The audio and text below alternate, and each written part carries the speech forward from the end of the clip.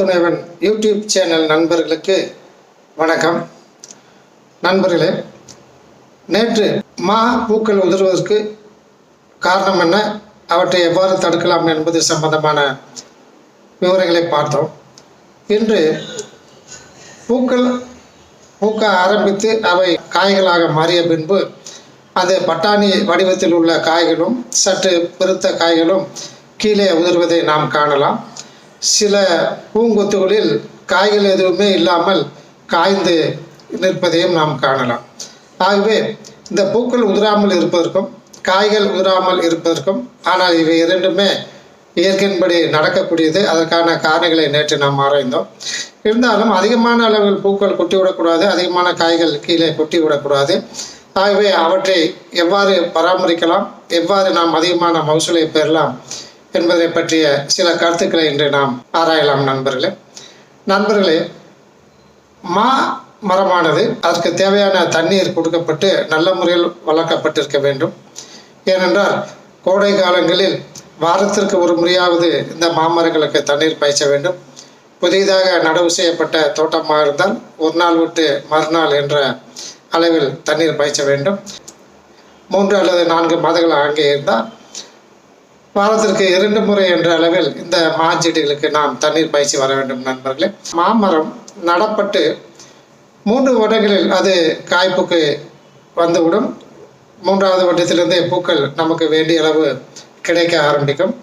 ஆகவே அந்த தருணத்தில் நாம் அதற்கு வேண்டிய தண்ணீரை அதற்கு முன்னரே நன்கு பாய்ச்சி அதை நல்ல முறையில் பராமரித்து வர வேண்டும். அதற்கு தேவையான உரங்களை நாம் முதலிலே இட்டிருக்க வேண்டும். நண்பர்களே, ஆகவே மாமரமானது மழை இல்லாத வருடங்களில் அதிகமாக காய்ந்து விடக்கூடாது. அவ்வப்போது அதற்கு தேவையான நீர்ப்பாசனம் நாம் செய்து கொண்டு வந்திருக்க வேண்டும். அவ்வாறு நீர்ப்பாசனம் செய்யவில்லை என்றால் இந்த ஜனவரி மாதங்களில் பூக்கக்கூடிய இந்த பூக்களிலிருந்து ஏராளமான பூக்கள் உதிர்வதற்கான வாய்ப்பு உள்ளது. மாமரத்திற்கு மானாவாரியாகவே வரும் என்று நாம் முழுவதுமாக விட்டுவிடக்கூடாது. ஆகவே மழை இல்லாத வருடங்களில் அதற்கு வேண்டிய நீர்ப்பாசனம் செய்வதற்கு நாம் ஏற்பாடு செய்திருந்தால் நமக்கு அதிகமான மகசூல் கிடைக்க வாய்ப்பு உண்டு.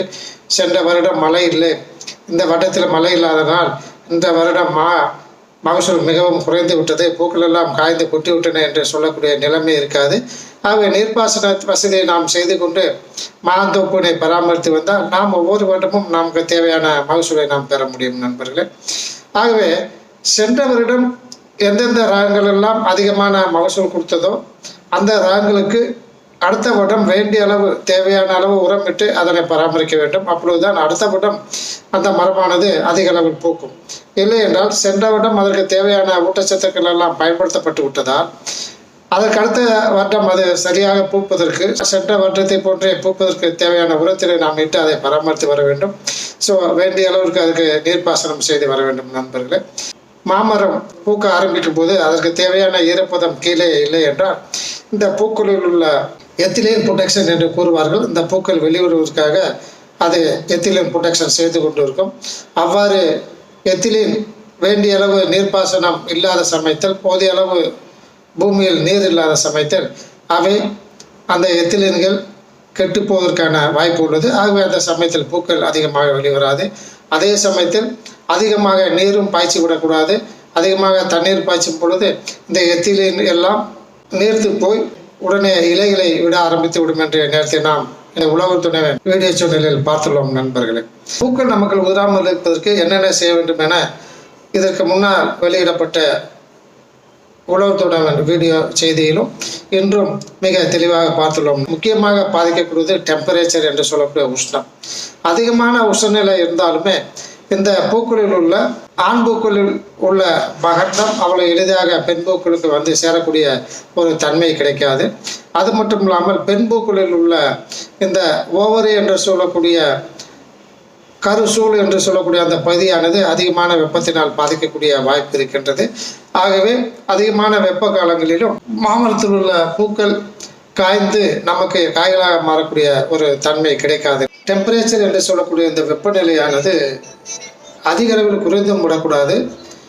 சுமார் 5 டிகிரி செல்சியஸ் வரை இந்த மாமரத்தில் உள்ள பூவானது ஓரளவு தாக்கு பிடிக்கும். அதுக்கு கீழே 4 அல்லது 5 டிகிரி செல்சியஸ் கீழே வெப்பநிலை செல்லும்போது மாமரமும் பாதிக்கப்படும். மாமரம் பாதிக்கும் போது அதில் உள்ள பூக்களும் பாதிக்கப்பட்டுவிடும் நண்பர்களே. டெம்பரேச்சர் அதிகமாக இல்லாதவாறு பார்த்துக்கொள்ள வேண்டும். அவ்வாறு உள்ள பகுதிகளில் தான் நாம் சாகுபடியை செய்ய வேண்டும் நண்பர்களே. ஆகவே வெப்பம் குறைந்த டெம்பரேட் என்று சொல்லக்கூடிய குளிர்கால பகுதிகளில், குளிர் வெப்பமண்டல பகுதிகளில் நாம் மாமரம் சாகுபடி செய்வதை தவிர்த்திட வேண்டும். ஆகவே நண்பர்களே, நாம் அதிகமாக உரமிடாமல் தேவைக்கு ஏற்ப உரமிட்டு, தேவைக்கு ஏற்ப தண்ணீர் பாய்ச்சி, ஒரு வருடத்திற்கு மாமரங்களை நன்கு வளர்த்து நிலம் முழுவதும் சுத்தமாக வைத்திருந்து வந்தோமானால் நாம் எதிர்பார்க்கக்கூடிய மகசூலை நாம் அடையலாம். சில மாவட்டங்களில் மானாவாரியாகத்தானே உள்ளது. ஆகவே இது அதிகமாக செலவு செய்ய வேண்டியதில்லை, இதற்கு தண்ணீர் பாய்ச்ச வேண்டியதில்லை, இதற்கு உரமிட வேண்டியதில்லை என்று செலவை மிச்சப்படுத்துவதற்காக அது பூக்கும் தருணத்தில் மட்டும் சென்று அந்த மாந்தோப்பினை பார்வையிடுவார்கள். அப்பொழுது காவலும் போட்டுக்கொள்வார்கள். ஆகவே அதற்கு முன்னால் தேவையான அளவு உரமிட்டிருப்பார்களா என்று அது நிச்சயம் நடந்திருக்காது. ஏனென்றால் மாந்தோப்பு வெகு தொலைவில் இருக்கும், ஊரின் அருகிலிருந்து. ஆகவே அவ்வாறான தோப்புகளில் கிடைக்கக்கூடிய மகசூலை மட்டும் பயன்படுத்திக் கொள்வார்கள். ஆனால் ஒரு விவசாயம் செய்யும்போது அதற்கு தேவையான பராமரிப்புகளை நாம் நன்கு செய்து வந்தால் 2 மடங்கு 3 மடங்கு அதிகமான மகசூலை நாம் பெற முடியும் நண்பர்களே. மாமரத்தில் பூக்கள் கொட்டாமல் இருப்பதற்கும் காய்கள் உதிராமல் இருக்கவும் சில தொழில்நுட்பங்களை தற்போது சொல்கிறேன் நண்பர்களே. இந்த தொழில்நுட்பங்களை நீங்கள் மிக ஞாபகமாக அதிக கேர் எடுத்து செய்ய வேண்டும். இவற்றை செய்வதற்கு முன்பு உங்கள் பகுதியில் உள்ள அரசு துறை அலுவலர்களை அணுகி அவர்களிடம் அதிகமான ஆலோசனைகள் பெற்று இவற்றை பயன்படுத்த வேண்டும். எந்த விதமான பூச்சி மருந்துகளையும் அல்லது ஊட்டச்சத்து மருந்துகளையும் பயிருக்கு அடிக்கும் பொழுது சரியான அளவில் அதை பயன்படுத்த வேண்டும். சரியான அளவு தண்ணீரையும் கலந்திருக்க வேண்டும். அடிக்க வேண்டிய நேரத்தில் அடிக்க வேண்டும். எப்பொழுதுமே பொதுவாக காலை 6 மணி முதல் 9 மணிக்குள் மருந்துகளை தெளித்துவிட்டு பின்னர் மருந்துகள் தெளிப்பதை நிறுத்திக் கொள்வது நல்லது. அதைவிட காலையில் அடிப்பதை விட 3 மணிக்கு மேலாக இந்த வெப்பம் தாழ்ந்த பின்பு, வெயில் தாழ்ந்த பின்பு 3 மணி முதல் 6 மணி வரை இந்த பூச்சிக்கொல்லி மருந்துகளையோ அல்லது அதற்கு தேவையான உரச்சத்து மருந்துகளையோ அடிப்பது மிக மிக சால சிறந்தது. ஏனென்றால் ஒரே நேரத்தில் அந்த தோட்டம் முழுவதும் அடித்து விட வேண்டும் என்று நாம் எண்ணக்கூடாது. ஆகவே காலையில் 6 மணியிலிருந்து சாயந்தரம் 6 மணி வரைக்கும் அடித்து கொண்டிருந்தால் நீங்கள் அடிக்கக்கூடிய அந்த மருந்தில் உள்ள தண்ணீரானது உடனடியாக அந்த வெப்பத்தில் ஆவியாகிவிடும். ஆகிய மருந்து மட்டும் இலையின் மேலே படுத்திருக்கும். இதனால் எவ்விதமான பிரயோசனம் ஏற்படக்கூடிய வாய்ப்பு இல்லை. சில மருந்துகள் ஆவியாகிவிடும், சில ஊட்டச்சத்துக்கள் ஆவியாகக்கூடிய வாய்ப்புகள் அதிகமாக உள்ளன. ஆகவே நீங்கள் 3 மணிக்கு மேல், சாயந்தரம் 3 மணிக்கு மேல் காற்றில்லாத சமயத்தில், அதிகமான வெப்பமில்லாத சமயத்தில் இந்த பயிருக்கு தேவையான மருந்துகளை நீங்கள் தெளித்தால் அவை அந்த இலைகள் மீது படிந்து அந்த ஈரம் அதிக நேரம் இருக்கும். அந்த ஈரம் இலைகளுக்கு உள்ளே சென்று பயிருக்கு செல்லக்கூடிய ஒரு வாய்ப்பு கிடைக்கும். இலையின் மேலேயே இருப்பதால் இரவு நேரத்தில் சற்று பனி அதிகமாக இருக்கும். அந்த பனியில் அந்த அடித்த அந்த திரவமானது அந்த ஈரத்தின் மூலம் அதில் உள்ள பூச்சி மருந்துகள் அல்லது நோய் மருந்துகள் அந்த பூச்சி அல்லது நோய்களை கட்டுப்படுத்துவதற்கான ஒரு வாய்ப்பும் கிடைக்கும். ஆகவே நீ காலையிலேயே பூச்சி மருந்துகள் அடித்து விட்டால் அந்த நாள் அந்த பயிருக்கு எந்த விதமான பிரயோசனமும் இல்லை. உங்களது மருந்தின் விலை வீணாகிறது. மருந்தெடுப்பதற்கு பயன்படுத்தக்கூடிய ஆளுக்கு கொடுக்கக்கூடிய வேலை ஆளுக்கு கொடுக்கக்கூடிய அந்த கூலி வீணாகிறது. உங்களது எண்ணம், எனர்ஜி எல்லாமே வீணாகக்கூடிய சூழ்நிலை உள்ளது நண்பர்களே. ஆகவே ஒரு பயிருக்கு எந்த விதமான தெளிப்பு பணி செய்ய வேண்டியிருந்தாலும் 3 மணிக்கு மேல் செய்வது மிக சிறந்ததாக இருக்கும். அதே போன்று சொல்லக்கூடிய அளவிற்கான மருந்தினை பயன்படுத்த வேண்டும். அது கிராம் கணக்கில் சொல்கிறார்களா அல்லது மில்லிகிராம் கணக்கில் சொல்லுகிறார்களா அல்லது கிலோ கணக்கில் சொல்லுகிறார்களா, எவ்வளவு தண்ணீரில் கலக்க சொல்கிறார்கள் என்பதையெல்லாம் நீங்கள் உன்னிப்பாக கவனிக்க வேண்டும். அவ்வாறு இல்லை என்றால் இந்த பூச்சி நோயினால் ஏற்பட்ட பாதிப்பை விட நீங்கள் தவறுதலாக மருந்தினை அடிப்பதால் ஏற்படக்கூடிய பாதிப்பு அதிக அளவில் இருக்கும் நண்பர்கள். ஆகவே உங்கள் பகுதியை அலுவலர்களை ஆலோசித்து இவற்றை பயன்படுத்தும்படி அன்புடன் கேட்டுக்கொள்கிறேன். மாமரத்தில் பூக்கள் அதிகமாக வருவதற்காக 2,4-D சோடியம் சால்ட் என்ற ஒரு பவுடர் உள்ளது. 2,4-D சோடியம் சால்ட் என்ற பெயரில் ஒரு பவுடர் உள்ளது. இதை மிக மிக அதிக கவனமாக நீங்கள் பயன்படுத்த வேண்டும். இது ஒரு களைக்கொல்லி மருந்தும் கூட. ஆகவே பயிர்களுக்கு பயன்படுத்தும் பொழுது சொல்லக்கூடிய அளவில் இதை பயன்படுத்த வேண்டும். 10 மில்லிகிராம் 1 லிட்டர் நீர். 10 மில்லிகிராம் என்றால் நான் கிராம் கணக்கில் கூறவில்லை, 10 மில்லிகிராம் 1 லிட்டர் நீர். அப்படியானால் 100 மில்லிகிராம் 10 லிட்டர் நீர், 1 கிராம் 100 லிட்டர் நீர். ஆகவே 100 லிட்டர் நீர் என்றால் ஏறக்குறைய அரை பேரல், பாதி அளவு பேரலில் உள்ள தண்ணீரில் நீங்கள் 1 கிராம் அளவிற்கு இந்த 2,4-D என்று சொல்லக்கூடிய சோடியம் சால்ட்டினை கலந்து இந்த நீரை நீங்கள் மாமரங்களுக்கு தெளிக்க வேண்டும். 10 மில்லிகிராம் 1 லிட்டர் நீருக்கு என்றால் 1 கிராம் 100 லிட்டர் நீருக்கு 2 கிராம் 1 பேரல் தண்ணீருக்கு. 1 பேரல் என்பது 200 லிட்டர் தண்ணி. அது நமது உழவர் நண்பர் யூடியூப் சேனல் நண்பர்களுக்கு நன்கு தெரியும். ஆகவே 2 கிராம் 1 பேரல் தண்ணீருக்கு போட்டு நன்கு அந்த தண்ணீரை கலந்து மாலை 3 மணிக்கு மேல் வெயில் இல்லாத சமயத்தில் காற்று அதிகமாக அடிக்காத சமயத்தில் இவற்றை நீங்கள் மாமரம் முழுவதும் பயன்படும்படி உரிய ஸ்ப்ரேயரை வைத்து தெளிக்க வேண்டும் நண்பர்களே. இவ்வாறு ஒரு 10 நாட்களுக்குள் அல்லது 10 முதல் 15 நாட்களுக்குள் இதை 2 தடவை தெளித்தால், பூப்பதற்கு முன்பாக தெளித்தால் இந்த மரங்களிலிருந்து பூக்கள் அதிக எண்ணிக்கையில் வெளிவதற்கான வாய்ப்புகள் அதிகம் உள்ளன நண்பர்களே.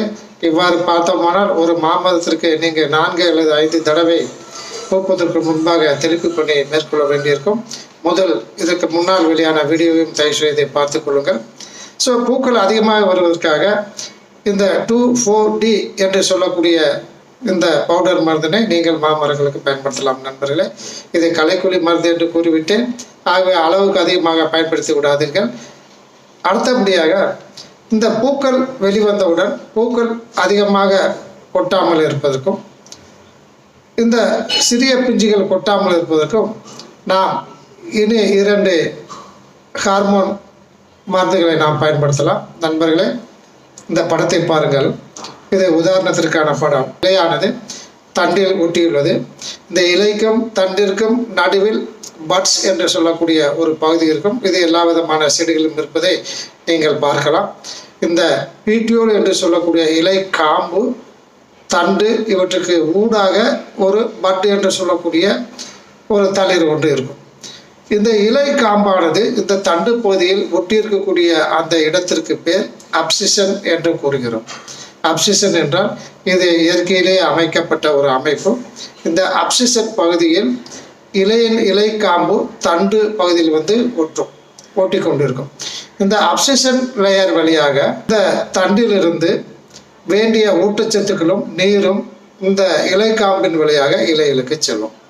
அல்லது இந்த தண்டில் ஒட்டியுள்ள எந்த விதமான இலையின் உறுப்பாக இருந்தாலும், அது பூவாக இருந்தாலும் அல்லது பூங்கொத்தாக இருந்தாலும் அல்லது காய் கொத்தாக இருந்தாலும் அல்லது காயாக இருந்தாலும் அல்லது இலையாக இருந்தாலும், இந்த அப்சிஷன் லேயர் தான் தண்டிலிருந்து தண்டுடன் ஒட்டியுள்ள பிற செடியின் பாகங்களுக்கு தண்ணீரையும் ஊட்டச்சத்தையும் கொடுக்கும். அதே போன்று அந்த இலையிலிருந்து உற்பத்தி செய்யக்கூடிய கார்போஹைட்ரேட் என்று சொல்லக்கூடிய ஸ்டார்ச் ஆனது இந்த தண்டு பகுதிக்கு வந்து மரங்களுக்கு எல்லாமே வளர்ச்சிக்கு அது பயன்படும்.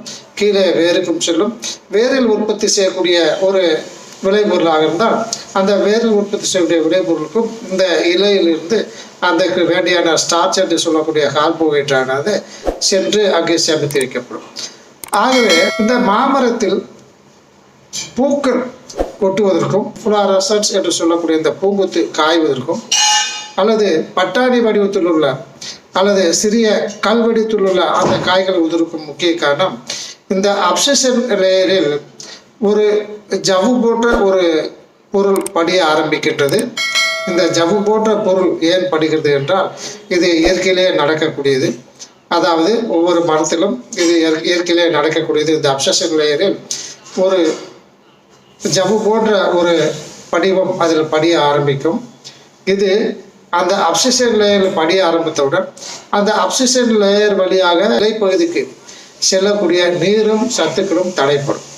இந்த அப்சிஷன் லேயரில் அந்த ஜவ்வு போன்ற ஒரு அமைப்பு படிய ஆரம்பித்தவுடன் அந்த அப்சிஷன் லேயர் பாதிக்கப்படும். ஆகவே அந்த அப்சிஷன் லேயரில் அந்த தண்டு பகுதியில் ஒட்டியுள்ள அந்த இலை அல்லது பூக்கத்திற்கு செல்ல வேண்டிய நீரும் ஊட்டச்சத்தும் பாதிக்கப்படும். ஆகவே அவை பாதிக்கப்பட்டு காய ஆரம்பிக்கின்றன. இது எப்போது ஏற்படும்? அதிகமான குளிர்காலத்திற்கும் அடுத்து வரக்கூடிய வெப்ப காலத்திற்கும் இடைப்பட்ட இலையுதிர் காலத்தில் இந்த அப்சஷன் லேயரில் இந்த ஜவ்வு போன்ற ஒரு அமைப்பு படிய ஆரம்பிக்கும். ஆகவே நமக்கு ஏற்கனவே மழை பெய்து விட்டது. மார்கழி மாதம் இந்த மாதத்தில் அதிக குளிராக இருக்கும். மார்கழி 15க்கு மேல் தை வரை பூக்க ஆரம்பிக்க உள்ளது. அதுக்கு ஜனவரி 15 பிறந்து விட்டாலே, நமக்கு பொங்கல் ஆரம்பித்து விட்டாலே ஜனவரி 15ற்கு அப்பால் நமக்கு தை மாதத்திலிருந்து சூரியனின் திசை மாறும் என்பது நமது தமிழக உழவு நண்பர் விவசாயிகளுக்கு நன்கு தெரியும். ஆகவே அந்த சூரியன் தை மாதத்திலிருந்து அதனுடைய செல்லக்கூடிய திசையை மாறியவுடன் நமக்கு கோடை ஆரம்பிக்க போன்றது என்று அர்த்தம். ஆகவே குளிர்காலத்திற்கும் கோடைக்கும் இடைப்பட்ட அந்த இலையுதிர் காலத்தில், இலையுதிர் காலம் என்று ஏன் சொல்லுகிறோம், அந்த காலத்தில் இலைகள் உதிர ஆரம்பிக்கும். ஆகவே அந்த அப்சஷன் லேயரில் இந்த தருணத்தில் நமக்கு அந்த லேயர் ஃபார்ம் ஆனவுடன் நமக்கு மாமரத்தில் உள்ள பூங்குத்து உதிர ஆரம்பிக்கும். அப்சஷன் லேயரில் ஏன் அந்த ஜவ்வு போன்ற அமைப்பு படுகிறது என்றால், இந்த காலகட்டத்தில் மரங்களில் அதிகமான ஹார்மோன்கள் உற்பத்தி செய்ய முடியாது. ஆக்சின்ஸ் என்று சொல்லக்கூடிய அந்த ஹார்மோன்கள் அதிகமாக உற்பத்தி செய்ய முடியாது. ஆகவே இந்த இலைகள் அல்லது பூங்கொத்துகள் உதிர்கின்றன. ஆகவே நாம் இந்த ஹார்மோன்களை மரங்களில் நாம் தெளித்தோமானால் இது போன்ற செயல்களினால் நமக்கு அதிகமான பூக்கள் அல்லது காய்கள் உதிர்வதனை நாம் தடுக்க முடியும். ஆகவே ஏற்கனவே அதிகமாக பூப்பதற்காக நாம் 2,4-D சோடியம் சால்ட் என்ற ஒரு பவுடர் மருந்தினை நாம் ஹார்மோனாக பயன்படும் வகையில் நாம் தெளித்துள்ளோம். ஏராளமான பூக்கள் நிச்சயம் வெடித்திருக்கும். தற்போது அதில் உள்ள பூக்களும் காய்களும் அதிகமாக கீழே கொட்டாமல் இருப்பதற்காக IAA என்று சொல்லக்கூடிய இண்டோல் அசிட்டிக் ஆசிட் அல்லது NAA என்று சொல்லக்கூடிய நாப்திலின் அசிட்டிக் ஆசிட், இந்த இரண்டுமே உரக்கடைகளில் நிச்சயம் கிடைக்கும். பெரிய உரக்கடைகளில் மிக குறைந்த விலை தான்.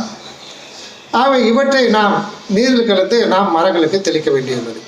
இவை 25 மில்லிகிராம் 25 மில்லிகிராம் கிராம் அல்ல, 25 மில்லிகிராம் 1 லிட்டர் நீருக்கு. அப்படி என்றால் 250 மில்லிகிராம் 10 லிட்டர் நீருக்கு. ஸோ 2.5 கிராம் 100 லிட்டர் நீருக்கு. 25 மில்லிகிராம் 1 லிட்டர் நீருக்கு, 10 லிட்டருக்கு 250 மில்லிகிராம், 100 லிட்டருக்கு 2.5 கிராம். அவர் 2.5 கிராம் மருந்தினை 100 லிட்டர் நீரில் கலந்து மாலை நேரத்தில் நாம் மரங்கள் மீது தெளிக்கலாம். இரண்டையுமே கலந்து தெளித்து விட வேண்டாம். ஒரு ஹார்மோன் மருந்தினை முதலிலும் அடுத்து 1 வாரம் அல்லது 10 நாட்கள் கழித்து அடுத்த ஹார்மோனையும் நாம் நீரில் கலந்து தெளித்து இந்த பூக்கள் அதிகமாக ஒட்டாமல் இருப்பதற்கும் காய்கள் அதிகமாக ஒட்டாமல் இருப்பதற்கும் நாம் வேண்டிய ஏற்பாடுகளை செய்யலாம். இவற்றில் ஏதேனும் சற்று அதிகமாக நீங்கள் பயன்படுத்திவிட்டால் அது வேறு வகையாக மாறிவிடும். அதாவது பூக்களுக்கு பதிலாக மறுபடியும் வரக்கூடிய பூக்களுக்கு பதிலாக இலைகள் அதிகமாக வெளிவந்துவிடும் என்பதை நீங்கள் தயவு செய்து மனதில் வைத்துக் கொள்ள வேண்டும் நண்பர்களே. ஆகவே இவற்றை மிக மிக நீங்கள் கவனமாக பயன்படுத்த வேண்டும். இவ்வாறான ஸ்ப்ரேயிங்கை நாம் செய்து வரும்பொழுது நமக்கே நன்கு தெரியும், இந்த பூங்கொத்துகளில் ஓரளவுக்கு காய்கள் அதிகமாக நிற்கின்றன என்று தெரியும். காய்கள் என்றால் பட்டாணி வடிவத்திற்கும் சிறிய அளவில் உள்ள அந்த ஸ்டேஜை நான் குறிக்கின்றேன். இந்த டயத்தில் மறுபடியும் மீண்டும் நாப்திலின் அசிட்டிக் ஆசிட் என்று சொல்லக்கூடிய ஏற்கனவே நாம் பயன்படுத்திய அதே ஹார்மோனை 50 மில்லிகிராம் 1 லிட்டர் நீர், ஏற்கனவே நாம் 25 மில்லிகிராம் பயன்படுத்தி இருப்போம்.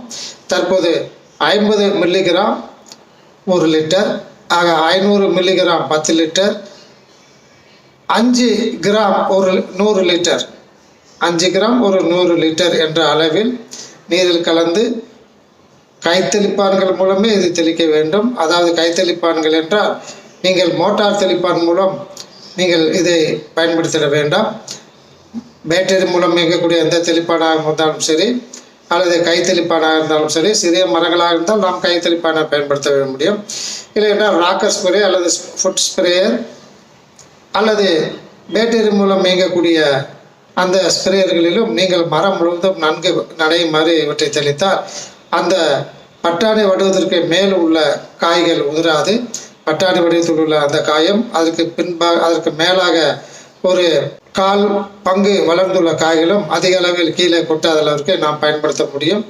அதே போன்று இந்த தருணத்தில் முடிந்தால் ஒரு ஸ்ப்ரேயையும் கொடுத்து கொள்ளுங்கள். ஏற்கனவே நான் கார்பன்டிசம் அல்லது மேங்கோசம் அதாவது ஒன்றினையும், டைமெத்தியோட் என்று சொல்லக்கூடிய பூச்சி மருந்தினையும், இவை இரண்டையும் கலந்து ஒரு ஸ்ப்ரே உங்களால் குடிக்க முடித்தால் கொடுத்துக் கொள்ளுங்கள். ஏனென்றால் அப்போது வரக்கூடிய அந்த ஃபங்கல் டிசீஸ் என்று சொல்லக்கூடிய பூசண நோய்களான ஆந்த்ராக்னோஸ் நோய், பவுடரி மில்டியூ நோய் என்று சொல்லக்கூடிய நோய்கள் வராமல் இந்த தருணத்தில் நாம் கட்டுப்படுத்தலாம்.